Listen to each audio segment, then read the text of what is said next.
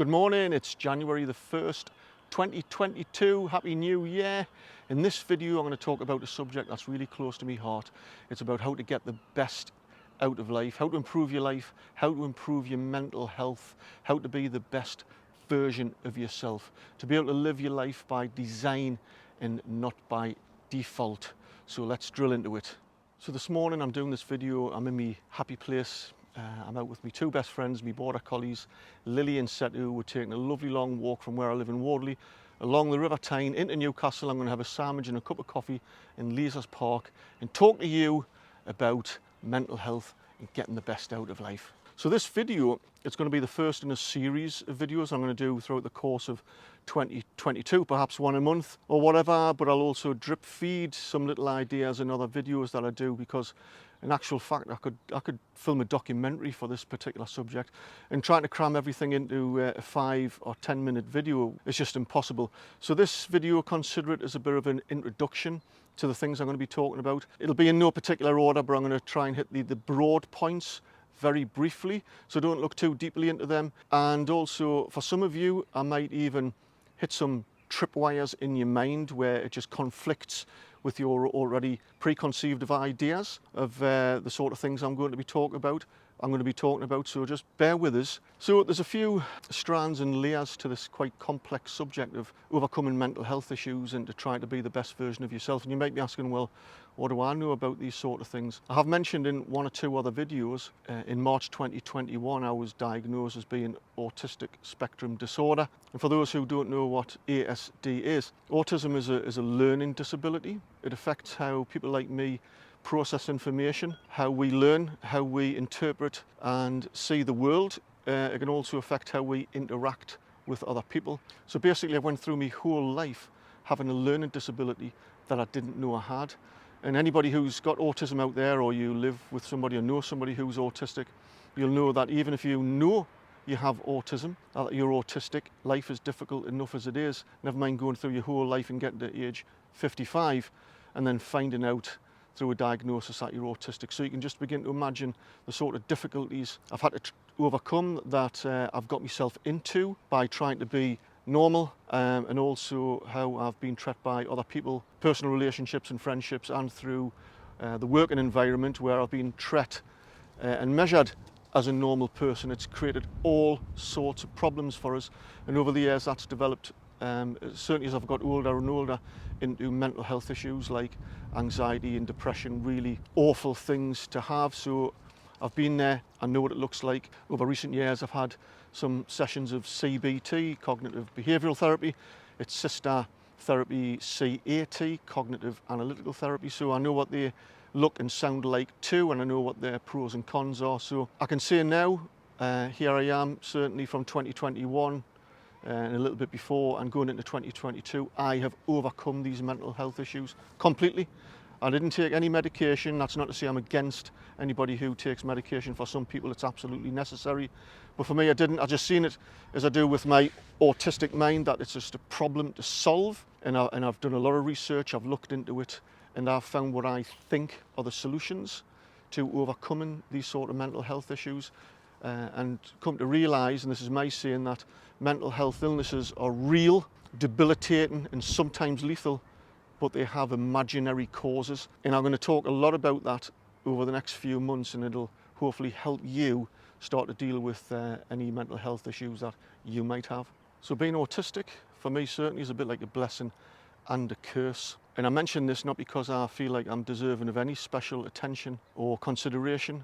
I'm not, which is kind of the point of all the things I'm going to be talking about. But being autistic means that I kind of have this ability to see life from different angles, and certainly from the people I've encountered in life, from seeing life in ways that other people haven't considered. And I think with these type of skills that I've developed, that they can help you. What does that mean?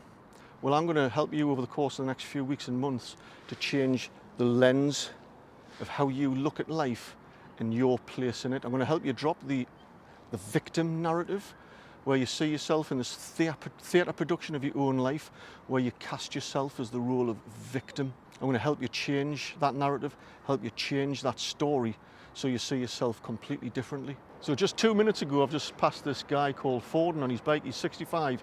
He's just tipping and telling us he retired from the post, from Royal Mail.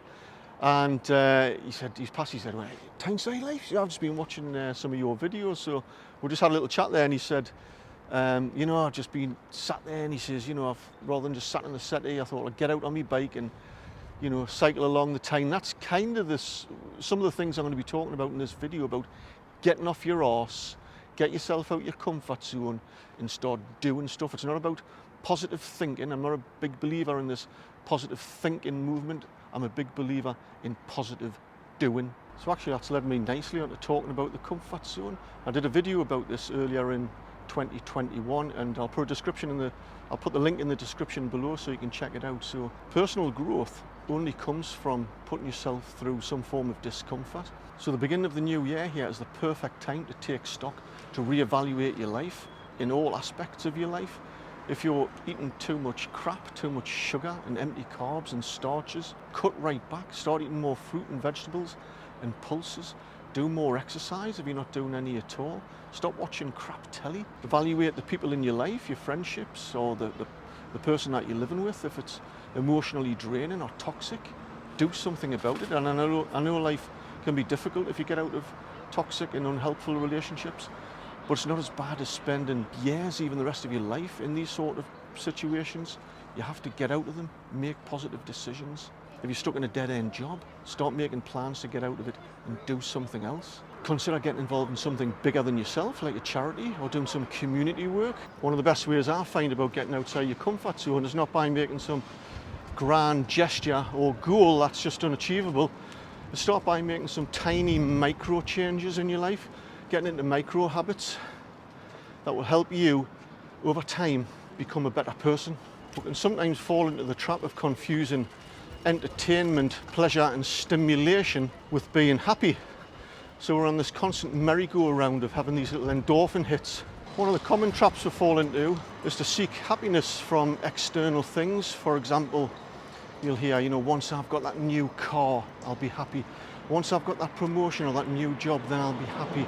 Once I've got that conservatory, I'll be happy. Once I find that partner, the ideal partner, then I can start being the person I want to be, then I'll be happy. I hate to break it to you. You're not going to be happy. The pleasure from that will be momentary, maybe it's a few days or a couple of weeks, but it'll pass because you'll not have changed yourself. It's called the having, doing and being trap. The trap of believing that once you have that thing, then you'll start doing the things that you want to do and then be the person you want to be. It doesn't work like that. It's actually the other way around. We have to start being the person you want to be. Stop behaving like them right now. Once you get into the mindset of behaving and being that person you want to be, then you'll start doing the things that that person does, and then you will have the things that you want to have, like more confidence, more self-respect, a better body, whatever. Our brains have evolved over millions of years with the primary function of keeping us alive. It doesn't give a shit about our happiness. And if you think about it, the concept of happiness has only been around for 100 or so years. Our brains just haven't caught up with that yet. And we think, like I said before, that finding moments of pleasure and entertainment will make us happy. They won't. Happiness has to come, or probably a better word of contentment and fulfillment has to come from within inside of yourself, by being in the moment, experiencing life now. Don't fall into the trap of overly indulging and planning an imaginary life in the future and what it's going to look like, because life is just going to do its thing. From time to time, it's going to throw a curveball and slap your life in the face. Life owes you nothing. It owes you no favours. Nobody said life was easy, and nobody said life was fair. It's not the government's responsibility either to solve or to heal your mental health issues. They will try and do their best with limited money and limited resources, but ultimately it's your responsibility. So for me, there's a reason why in our societies, Western societies, mental health issues are getting worse and worse. We're conflating and confusing happiness with pleasure and entertainment. We have a whole crop, a whole generation of young people who are confused, who are lost, who don't know where they fit in the world, who, including the elder generations, we just don't have our minds don't have the bandwidth to keep up with the speed of our society. We don't know what to do. We've got too many choices. In summary, drop the victim narrative. Your life is no more special than anybody else's. Everybody else, from time to time, will go through the tough and bad things. Live in the moment. Stop planning your life in an imaginary future. Get involved in the things that are right here, right in front of you, day to day.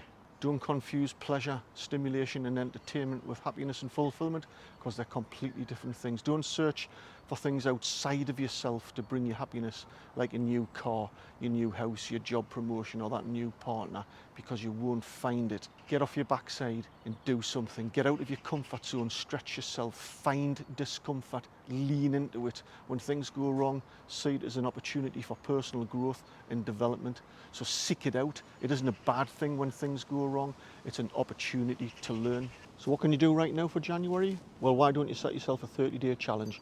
I've set myself a 30-day challenge starting tomorrow, where I'm not going to buy and eat any crisps or biscuits or cakes or sweets or drink any pop, because I have too much of that crap.